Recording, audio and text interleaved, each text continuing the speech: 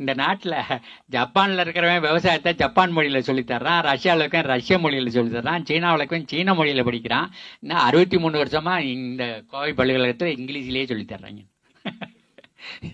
அவன் படிக்கிறவனும் சரியாக புரிஞ்சுக்கிறது இல்லை, அதை சொல்லித்தரவனும் ஒழுங்காக சொல்லித்தரல.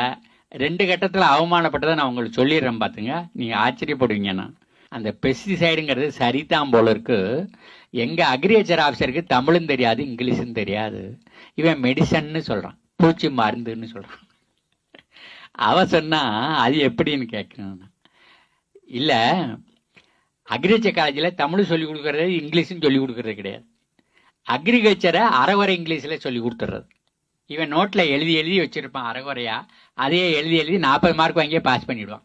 விவசாயத்தில் 40 மார்க் வாங்கினா பாஸ் பண்ண முடியுமா என்ன? கிணத்துலேருந்து ஒரு கத்திரிக்காய் பறிக்க முடியாது, ஒரு மிளகா பறிக்க முடியாது. 100 மார்க் வாங்கினா மட்டும் தான் இதில் விவசாயம் பண்ணி பால் இருக்கலாம். அவன் 40 மார்க் வாங்கி பாஸ் பண்ணிக்கிட்டே இங்கே வந்துட்டு இருக்கிறான். அப்போ அவன் சொன்னா, உன் லாங்குவேஜெல்லாம் எனக்கு தெரியாது, பெஸ்டிசைடுன்னு சொன்னியே அது எப்படி சரின்னு கேட்டான். அக்ரிகல்ச்சர் காலேஜில் எங்கள் ப்ரொஃபஸர் சொன்னார், என்ன சொன்னார், எந்த வார்த்தை சைடுன்னு முடிஞ்ச அளவு கொலை பண்ணும் சொன்ன.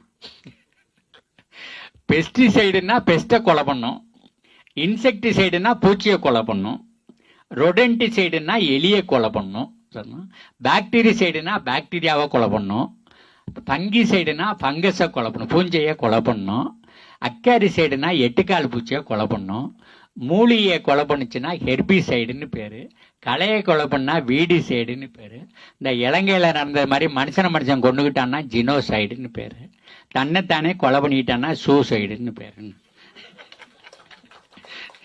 இது மாதிரி சைடுன்னு முடிதெல்லாம் கொலை பண்ணும், சைடுன்னு சொல்றதெல்லாம் கொலை பண்ணும். இது மாதிரி வாத்தியார் சொல்லி கொடுத்தாருன்னு சொன்னேன். நான் என்னமோ நீங்கள்லாம் சிரிச்சிட்டீங்க, நான் ரொம்ப கெட்டிக்காரத்தனமா பேசிட்டுதான்னு நினச்சிக்கிட்டேன். நான் அவள் மறுபடியும் விடலை. அவள் என்ன கேட்டா, உங்கள் நாட்டில் கிரானியுலார் பெஸ்டிசைடு ஏதாவது இருக்கான்னு கேட்டான். குர்ண வடிவத்தில் ஏதாவது இருக்கான்னு.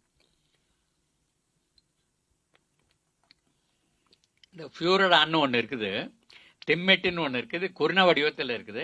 அதை மண்ணிலையும் வைப்பாங்க, செடியோட தண்டில் குருத்துலலாம் போடுவாங்கன்னு சொன்னேன்.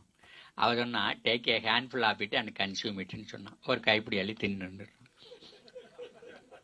நான் வெக்கி போய் உட்காந்துருந்தேன். நான் ஏன்னா எல்லா கிராமத்துலையும் இதை திரும்பிட்டு தான் தற்கொலை நடந்துக்குது. இந்த ஆய் எப்பேன் அது விஷம்னு தெரியாமல் வாங்கி அந்த எப்படி கை கட்டுற தூரத்தில் வச்சுட்டு போயிடு. கொஞ்சம் உணர்ச்சி வசப்பட்ட பிள்ளைங்க இந்த 15க்கு 20 வயசுக்கும் ஏற்பட்டது டபக்குன்னு அதான் ஒரு கைப்பிடி அள்ளி தின்னு செத்துக்கிட்டு இருக்கு. அந்த விஓவை இயற்கை மரணம்னு எழுதிட்டு இருக்கிறான். ஏன்னாக்கா விவரம் வெளியில் தெரிஞ்சுன்னா போலீஸ்காரன் கூட்டிகிட்டு போய்விடான்.